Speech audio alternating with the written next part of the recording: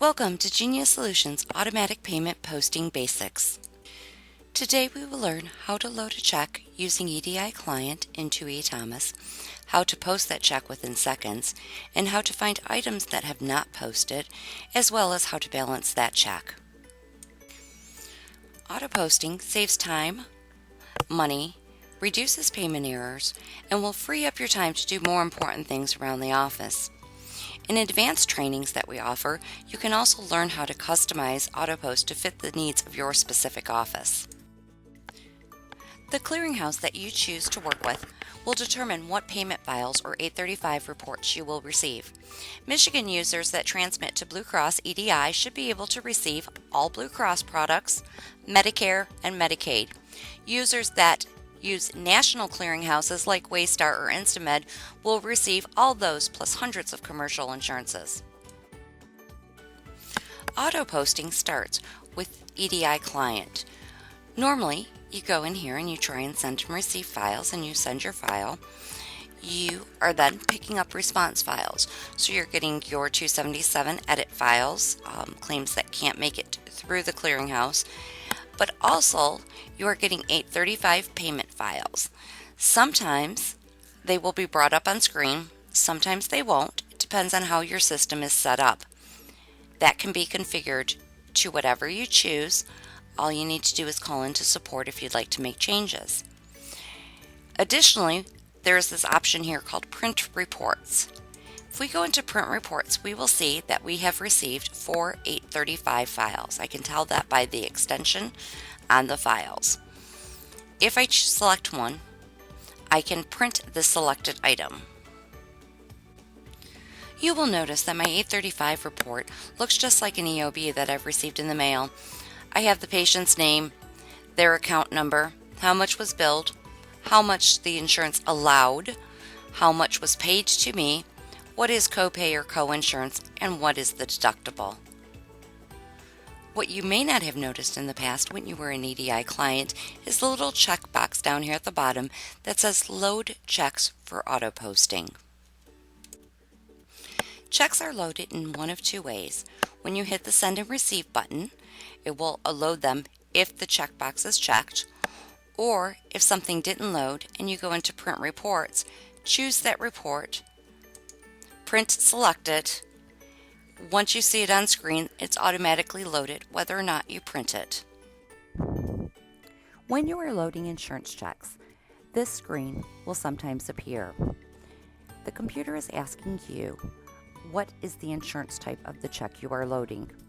You will see the name of the insurance company that is listed in the payment file up here on top, and a drop-down box here to pick the insurance type. Once you pick the appropriate insurance type, you just hit Save, and that way it knows how to post the payment properly. Once you have loaded your checks, the next thing you want to do is go into eThomas. You will notice that my screen is full screen intentionally, because when you go into Autopost, there's a lot of information. Running it full screen, you have access to all the information. So choose your billing tab up on top, and then choose your Autopost.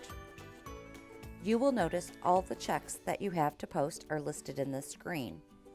Keep in mind, one payment file may have multiple checks. So sometimes you'll see a lot of checks, even though you think you only loaded one. We're going to start with this Medicare check for $87.71. I'm going to select it. Up here, I get to choose the date that it's posted. Just like when you're manually posting, you can change the payment date or the check date. You can do that here. Depending on how you use your system, some people like it to show as today, some people the date of the check. It's all about preferences. I am going to load the check now. I will see the transaction that appears on the check. I'm going to see what I charged, and then from the payment file, I see the approved amount, the paid amount, what is going to deductible, copay, and how much is being written off, and what the balance will be. So on this claim, you will notice I have a $1.79 balance, and I can choose what I want to do with that balance. based on these check boxes. So let's go over what the check boxes do. I can write off the copay. I can write off the balance of the claim. I can credit the patient, or I can skip it. If I skip this, it ends up on my Autopost exceptions, which we'll get to in a minute. In this case, I'm going to choose to write off the balance. And I am going to post it. It does ask me one last time before I post, are you sure you want to post this check? Keep in mind, once you post it, it becomes a transaction and cannot be removed in bulk. So if you posted something you didn't want to, you would have to delete every transaction on that check. In this case, we're going to say, yes, we want to go ahead. And I've posted. After I'm done auto-posting a check, I want to verify that the amount I posted is correct. If I had exceptions, I would work those first. In this case, I do not. So we are going to choose the Reports tab from the top. Then I'm going to choose Financial Reports, Insurance Check Detail Report. Go ahead and click on Run, and you'll get your screen to select your options. And then I'm going to click on System Date, so the date the computer was at while I posted. So if I use check dates, I will still get everything I posted currently. And I'm going to hit the Run button, and it will open up a report. You will notice, remember on that check, we had one patient with one claim for $87.71. So yes, it did post properly. Now we're going to take a look at posting a check where some of the items will go to the exception report. I'm going to go ahead and load this check. And again, I'm going to make my screen full screen. I'm going to post what we have here, but if you see this box up on top, it says exceptions. So there are several items on the exception report, but we're going to take a look at them in a different area in just a moment. So, am I sure I want to post?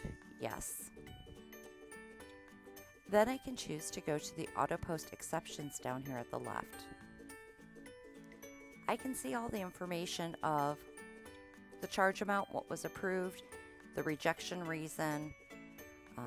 If I hold my mouse over the memo key, it will tell me everything. So in this case, the number of days or units of service exceeded our acceptable maximum. Not covered when performed during the same session on a previously processed service. I can choose what to do with these. The nice thing about doing them from here is I can hit the edit button and I can edit my claim after I read everything. So I get to decide what I'm going to do with this, edit the claim, and I can post or do anything I normally need to do.